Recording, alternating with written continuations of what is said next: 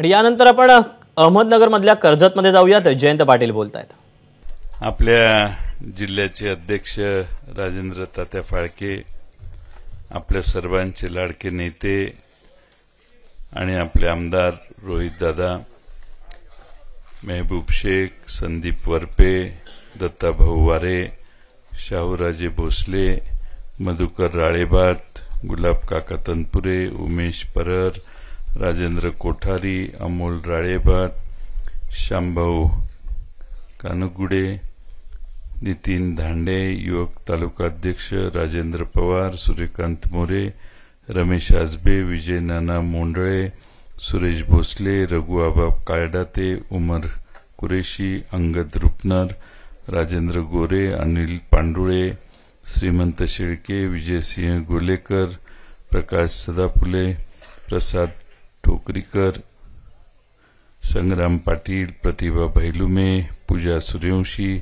माधुरीताई पाटील, प्रीती जेवरेताई, कर्जत जामखेड तालुक्यातील सर्व पदाधिकारी आणि बंधू भगिनींनो, आपल्या सर्वांना माझ्या आधीच्या तिन्ही वक्त्यांनी बरंच मार्गदर्शन केलेलं आहे. मला मनापासून सगळ्यांचं अभिनंदन करायचं आहे, ज्यांची रोहितदारांच्या पुढाकारानं आज निवड झाली. आणि ही निवड होत असताना सर्वांच्यावर एक नवी जबाबदारी रोहितदादांनी टाकलेली आहे. आज आपणा सर्वांना महाराष्ट्रात आणि देशात काय चालले, काय झालंय हे सगळ्यांना माहिती आहे. त्या सर्वांचाच पुनरुजळणी करण्याची काय आवश्यकता आहे असं नाही. पण महाराष्ट्रामध्ये दोन मोठे पक्ष मराठी माणसांनी निर्माण केलेले, हे दोन्ही पक्ष फोडण्याचं एक मोठं काम या महाराष्ट्रात गेल्या काही महिन्यात झालं. वर्ष दीड वर्षात दोन पक्ष या महाराष्ट्रातले फोडले. लोक म्हणतात की आणखीनही काही उरलेले कुठले पक्ष असतील तर त्या उरलेल्या पक्षांचा देखील त्या दृष्टीने देखील काही होऊ शकतं. सांगणारे अनेक असतात, सगळ्यांवरच विश्वास ठेवायची आवश्यकता नसते.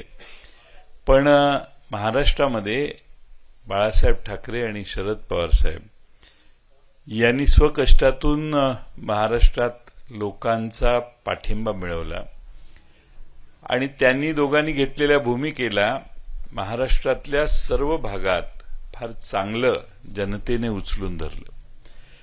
कधी ते सत्तेत असतील नसतील, पण लोकांच्या मतावर त्यांचा कायम प्रभाव होता. आणि म्हणून शिवसेना देखील महाराष्ट्रातल्या वेगवेगळ्या भागात प्रभावी होती आणि राष्ट्रवादी काँग्रेस देखील वेगवेगळ्या भागात प्रभावी होती.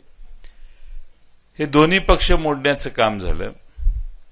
या दोन्ही पक्षातले आमदार बाजूला काढण्याचं काम झालं आणि या दोन्ही पक्षातल्या आमदारांना बाजूला काढून ह्या दोन्ही पक्षांची मालकी देखील त्यांच्याकडून हिसकावण्यात आली. महाराष्ट्रामध्ये आणि देशामध्ये लोकशाहीमध्ये कुणी पक्ष काढावा, स्वतंत्र काढावा, स्वतःच्या ताकदीवर आपला पक्ष उभा करावा, त्यात कुणाची चर्चा नाही, कुणी त्याबद्दल अवाक्षर बोललं नसतं. पण आपण बरोबर जाताना आपला पक्ष देखील घेऊन जातो आणि त्याला सगळ्या सरकारी यंत्रणा मदत करतात. हे भारतीय लोकशाहीची शेवटची घंटा वाजायला सुरुवात झाली असं म्हटलं तर वावगं ठरणार नाही. आणि म्हणून आपण सगळ्यांनी जागृत असलं पाहिजे. आपला कर्जत जामखेडचा विकास एवढं मर्यादित ही लढाई नाहीये. कर्जत जामखेडच्या विकासाला रोहित दादांनी बरीच मोठी चालना दिली आहे. मगाशी सांगितलं तसं फार चांगलं काम या मतदारसंघात केलंय आणि एक युवा या भागातल्या जनतेशी समरस होतो आणि नव्या नव्या कल्पना मांडून तुम्हा सगळ्यांना विश्वासात घेतो. तुम्हाला विश्वासात घेत असताना, प्रोत्साहन देत असताना या भागात तुम्हा सर्वांच्या हिताचा विचार करून काही पावलं टाकतो, ज्याला या भागातला युवक वर्ग आणि सगळीच जनता आपला मुलगा म्हणून प्रेम करायला लागते आणि त्याला पाठिंबा द्यायला लागते. असं काम रोहित दादांनी या मतदारसंघात अतिशय विशेष लक्षणीय असं काम केलेलं आहे. मी मगाशी दत्ताभाऊंना विचारलं की आता यांना बाहेर घेऊन गेलं तर चालतंय का, कारण नेहमी रोहितदादांना विचारलं तर त्यांना सगळ्यात जास्त लक्ष त्यांचं कर्जत जामखेडवर असतं. आणि म्हणून मी दत्ताभाऊंना म्हटलं आता महाराष्ट्रात फिरायला मला माणसं लागतील, ह्यांना घेऊन गेलं तर चालेल का, तर बेलाशेक घेऊन जावं म्हटलं. आज आपल्या सर्वांच्यावर ज्यांनी आज पदं या ठिकाणी घेतलेली आहेत त्या सर्वांच्यावर जबाबदारी आहे. भाग सांभाळायची, मतदार सांभाळायची, लोकांची सेवा आपल्या सगळ्यांच्याकडून अतिशय उत्तम जर झाली तर राष्ट्रवादी काँग्रेस किंवा आपला जो काही आता पक्षाचं नाव पडेल त्या नावाने आपण आपल्या मतदारसंघात उत्तमपणाने लोकांचा विश्वास संपादन करून ठेवाल. शेवटी कार्यकर्ता नेता होतो, त्याचं नेते पण टिकतं ते कार्यकर्त्यांच्या जीवावर. तुम्ही कष्ट केले आणि सामान्य माणसांची तुमची नाळ कायम ठेवली तर मला खात्री आहे की तुमचा नेता महाराष्ट्रात आणखीन मोठ्या क्षितिजावर जाण्यासाठी त्याची मदत होईल.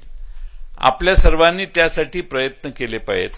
आणि म्हणून या नव्या निवडीच्या सगळ्या नेत्यांना, कार्यकर्त्यांना मी मनपूर्वक अभिनंदन त्यांचं करतो आणि त्यांच्या कार्याला शुभेच्छा देतो.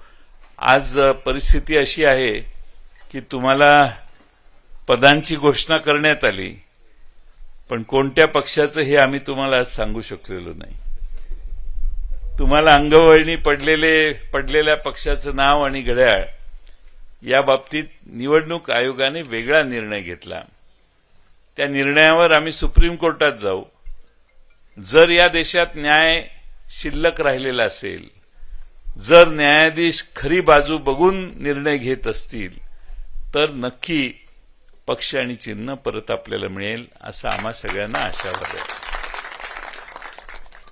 आज दुपारी 3 पर्यंत नावं द्यायची आहेत. ती राज्यसभेच्या निवडणुका होणार आहेत. त्याच्या आधी तुम्ही जे 10, 11, 12 जण आहात ते कोणत्या नावाने आता इथून पुढे तेवढा टेम्पररी काय काम करणार यासाठी 3 नावं विचारलेली आहेत. चिन्ह काही विचारलेलं नाही, कारण राज्यसभेत चिन्ह लागत नाही, त्याला फुली मारावी लागते. आणि त्यामुळं राज्यसभेच्या निवडणुकांसाठी नावं देण्याचं काम होईल. कदाचित ते पुढे कंटिन्यू होईल. पण आपण आज जी पदं घेतलेली आहेत त्या पदांना आपल्या पवार साहेबांना साजेसं पवार साहेबांच्या कडून येणारं नाव जे काही आपल्या पक्षाचं राहील ते आपल्याला मिळेल आणि आपण त्या नावाने इथून पुढे घराघरापर्यंत पोहोचण्याचं काम केलं पाहिजे. चिन्ह नवीन घ्यावं लागलं तर ते चिन्हही घराघरापर्यंत पोहोचवलं पाहिजे. मला आठवतं की 1999 साली घड्याळ चिन्ह घेतलं तर मला भीती वाटायची की घड्याळ लोकांच्यापर्यंत पोहोचेल, काही नवीन आहे म्हणून घड्याळाचे प्लास्टिकचे बिल्ले मोठ्या प्रमाणात मी छापून लहान मुलांच्याकडे देऊन वाटप करायचो. कल्पना आहे की लोकांना आपलं घड्याळ कळलं पाहिजे. लोक आपल्यापेक्षा फार पुढे आहेत.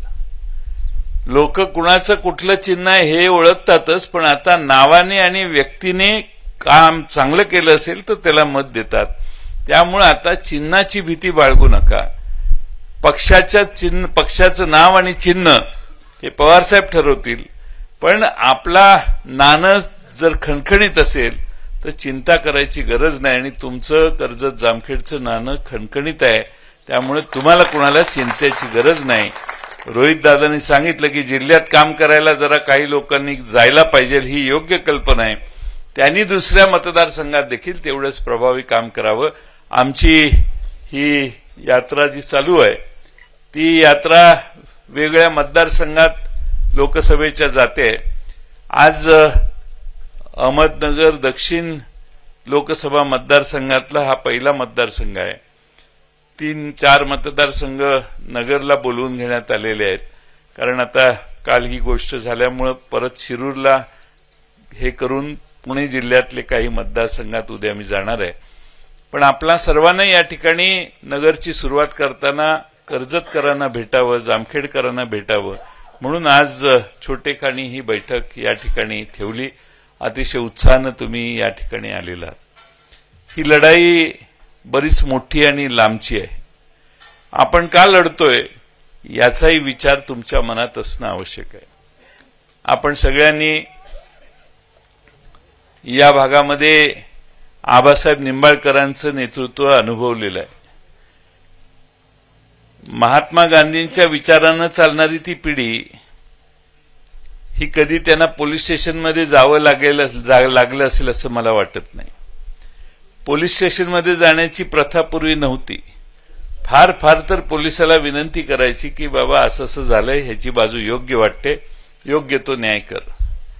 पण आता पोलीस स्टेशनमध्ये जाऊन गोळीबार केल्याशिवाय न्याय मिळत नाही अशी माझी नाही, भारतीय जनता पक्षाच्या एका आमदाराची खात्री झालेली. भारतीय जनता पक्षाचा हा आमदार त्या पोलीस स्टेशनमध्ये जातो, 5 गोळ्या मारल्या असं मीडियाला ठामपणाने सांगतो. ज्याला गोळी लागली आहे त्याची तब्येत आहे का गेला अजून काही कळायला मार्ग नाही. हृदयाच्या जवळ गोळी लागली आहे, किडनीच्या जवळ गोळी लागली आहे, आणखीन कुठं लागली असेल, तो आहे का नाही याच्यावर चर्चा नाही. ज्याला गोळी लागली आहे तो सत्तेत असणाऱ्या शिवसेना एकनाथ शिंदे यांच्या पक्षाचा पदाधिकारी होता. दोघं तिघ त्यांना भारतीय जनता पक्षाच्या आमदारांनी जाऊन गोळ्या मारल्या. आता या घटना एवढी गंभीर घटना आहे. मुंबईच्या आसपास सगळीकडं या गँग आहेत. गँग जमिनी हडप करणे, जमिनी एकमेकाच्या असतील तर त्यात शिरणे, परस्पर जमिनीची विल्हेवाट लावणे, इमारती बांधणे, फ्लॅट विकणे, परवानग्या न काढणे, हा सगळा ठाणे जिल्ह्यातल्या या सगळ्या उपनगराच्या वेगवेगळ्या भागातले असे इश्यू फार मोठे आहेत. आता जे आमदार ज्यांनी गोळीबार केला ते काय म्हणतात, तुम्ही ऐकले की नाही मला माहित नाही. ते असं म्हणतात की मुख्यमंत्री यांनी उद्धव ठाकरे यांच्यासोबत गद्दारी केली, ते भारतीय जनता पक्षाबरोबर सुद्धा गद्दारी करणार आहेत, त्यांनी दुसऱ्यांचे आयुष्य खराब केले, ते मुख्यमंत्री असेपर्यंत महाराष्ट्रात फक्त गुन्हेगार पैदा होतील, महाराष्ट्रात गुंड घडवण्याचे काम ते करत आहेत, त्यांनी माझे करोडो रुपये खाल्ले, त्यांनी आणि त्यांच्या मुलाने सगळीकडे भ्रष्टाचार करून ठेवला आहे. हे आम्ही नाही म्हणत. हे 105 आमदार ज्या पक्षाचे आहेत त्या पक्षाचा एक आमदार गोळीबार केल्यानंतर ही वाक्य उच्चारतो. आता याची चौकशी झाली पाहिजे की नाही? किमान करोडो रुपये खाल्ले ह्याची तर चौकशी करा.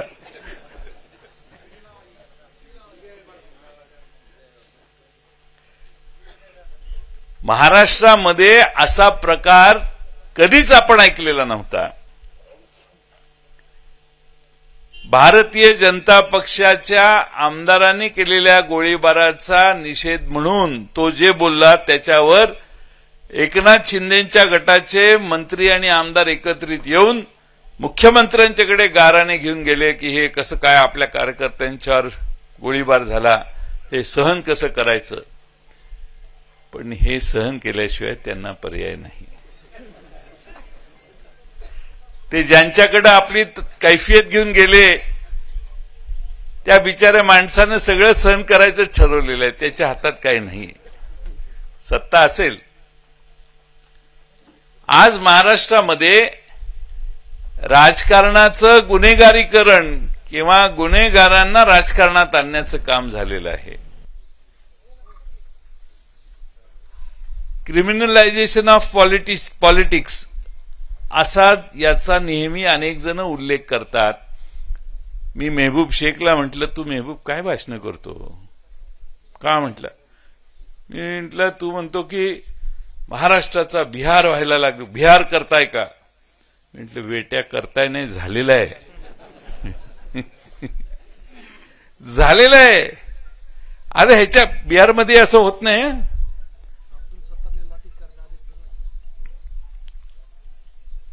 त्यांनी लाठीचार्ज कसा करायचा हे सांगितलं.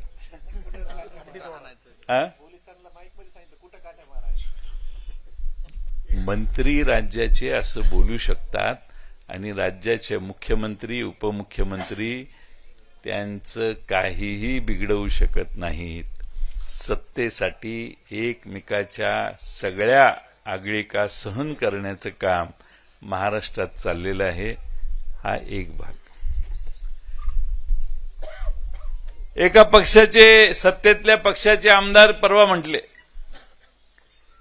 त्या छगन भुजबळांच्या पेकाटात लाथ घालून त्यांना घालवून टाका मंत्रिमंडळातून बाहेर. म्हटले की नाही? म्हटले की नाही?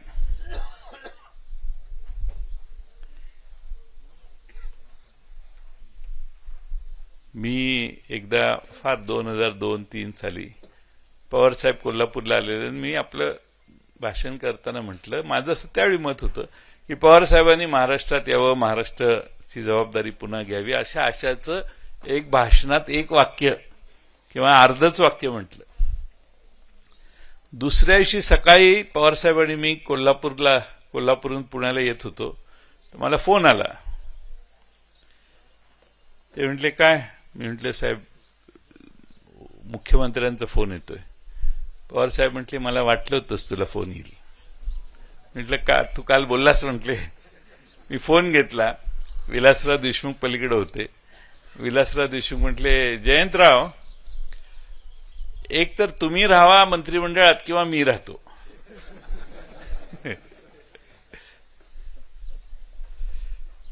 साधा एक वाक्य बोललो. इथं तर मंत्रिमंडळातील ज्येष्ठ नेत्यांना पेकाटात लाथ घालून हाकलून द्या असं सांगणाऱ्या आमदाराला राज्याचा मुख्यमंत्री, 2 बहादर आमचे मोठे उपमुख्यमंत्री आहेत, यातला एकानं तरी तंबी दिली का त्या आमदाराला? दिली का? त्याला पक्षातनं काढला का? महाराष्ट्रामध्ये काय चाललंय? ही बेशिस्त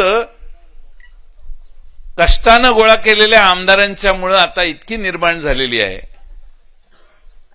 की त्यांना सांभाळता नाकी नवी आली आहे. त्यांना सांभाळायचं कसं हा प्रश्न आहे आणि ते काय म्हणतील त्याला मान्यता देणं याचा दुसरा पर्याय राहिलेला नाही. आज मराठा आरक्षणाच्या बाबतीत कुठं काय क्लॅरिटी आहे? सरसकट आरक्षणाच्या बाबतीत आता चर्चा जवळपास थांबलेली आहे.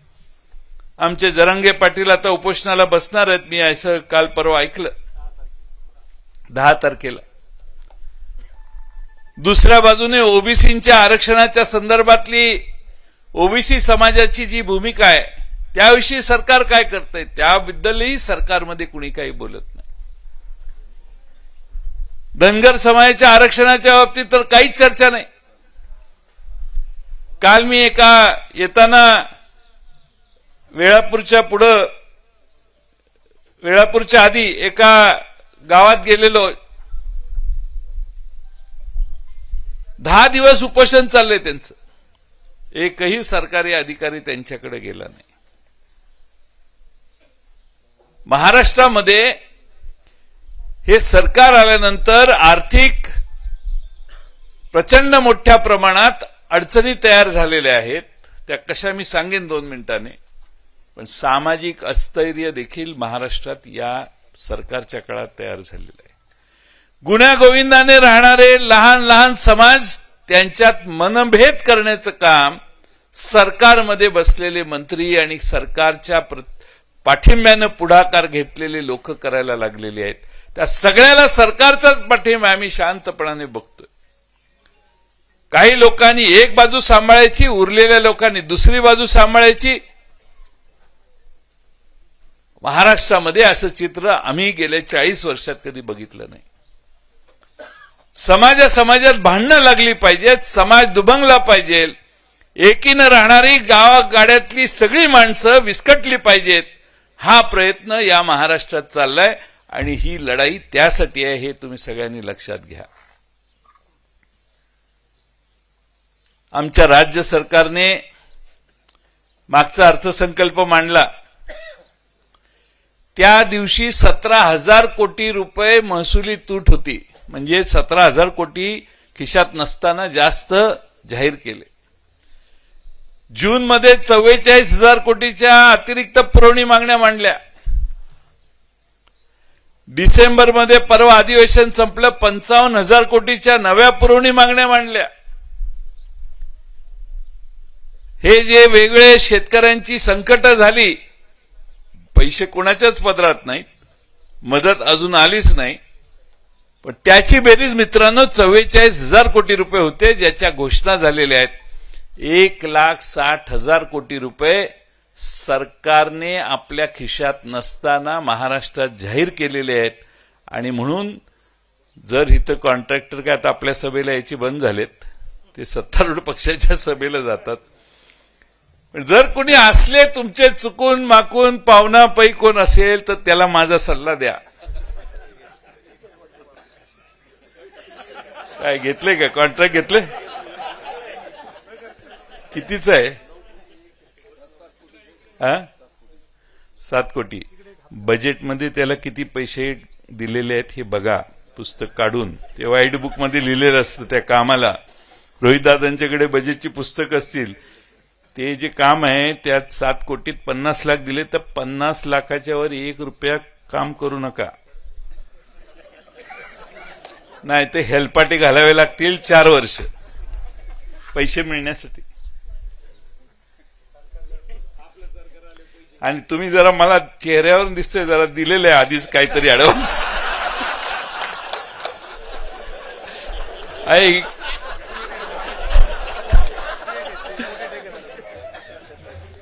तिकडं कोण आहे का?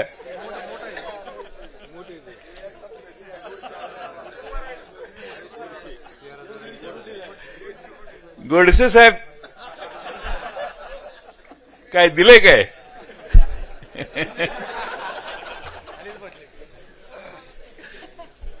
तो तुमचा प्रश्न आहे, तो तुमचा खाजगी कार्यभार आहे. आम्ही त्याच्यात हस्तक्षेप करू इच्छित नाही. तुम्ही किती दिले हेही विचारणार नाही, कुणाला दिले हेही विचारत नाही. पण माझा हा सल्ला फुकटचा आहे, याला काय फी नाहीये. की जेवढं बजेटमध्ये पुस्तकात आकडा लिहिलेला आहे त्याच्यावर जर गेला तर ती पुढची अमाऊंट मिळायला थोडासा त्रास होईल. म्हणजे काय, आमचं सरकार आलं की परत आमच्याकडेच यावं लागेल की साहेब ते काय करणार, असं झालं तसं झालं. त्यामुळे जरा बेतानं. तुम्हाला दुसरा एक महत्वाचा भाग सांगतो. हे असे सगळे कॉन्ट्रॅक्टर आहेत ना रोहित दादा, त्यांनी एक मुख्यमंत्र्यांना पत्र पाठवलेलं आहे. त्यांनी मुख्यमंत्र्यांना पत्र पाठवून संदीप वरपे असं सांगितलेलं आहे की आम्हाला कामं घेतली आहेत, आम्ही टेंडर घेतलेलं आहे, वर्क ऑर्डर आहे आमच्याकडं, आम्ही कामही करतोय. पण काम करताना ज्या भागात काम असतं तिथं तुमच्या सत्तारूढ पक्षाचे 2 पक्ष 3 पक्ष एकमेकात भांडतात, आम्हाला काम करून देत नाहीत. एकानं काम आणलं असलं तर दुसरा आडवा पडतो. आमचं काम उशिरा होतं. उशिरा झाल्यामुळं सरकारी अग्रीमेंट प्रमाणे आम्हाला दंड सरकारी अधिकारी करतात आणि दंडाचा भुर्दंड आम्हाला बसतो. काही वेळा आम्हाला धमकावलं जातं, काही वेळा मारहाण केली जाते आणि आम्हाला कुठंही संरक्षण मिळत नाही. त्यामुळं 15 फेब्रुवारीपर्यंत संरक्षण कसं देणार हे सांगा, त्याशिवाय आम्ही महाराष्ट्रात आता सगळी कामं बंद करतो. तुम्ही आहे का त्यात?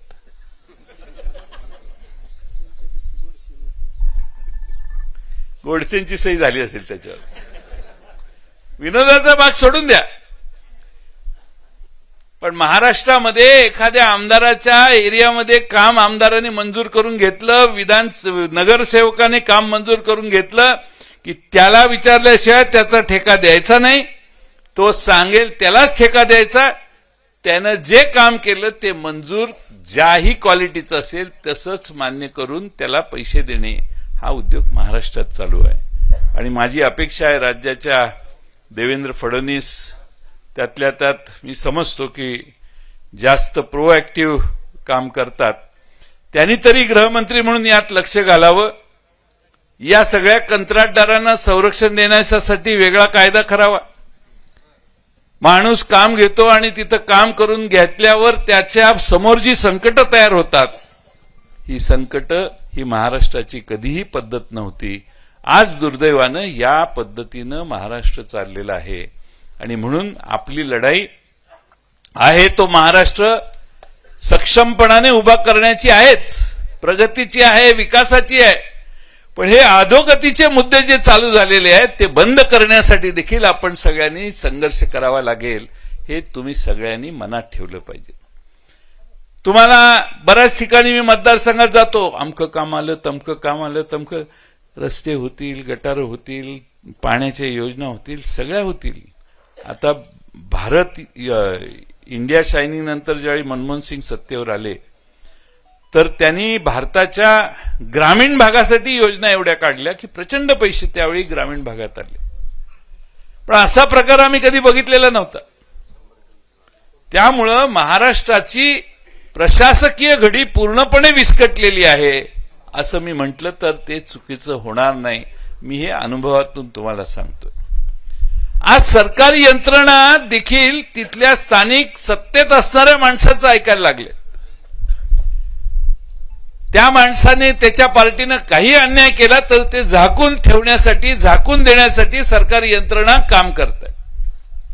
हे जे गोळीबार केलेले आमदार आहेत, सकाळी रात्री केला असेल, सकाळी मला बातमी आली त्यांना पोलीस ठाण्यात बसवून ठेवण्यात आलेलं आहे. हे काय जावई झालं का काय यांचं? मग नंतर अटक वगैरे झाली, भाग वेगळा. पण सांगायचा मुद्दा असा की सरकारी यंत्रणा, सगळ्या एजन्सीज महाराष्ट्र सरकारमधल्या या सरकारच्या इशाऱ्यावर काम करतायत.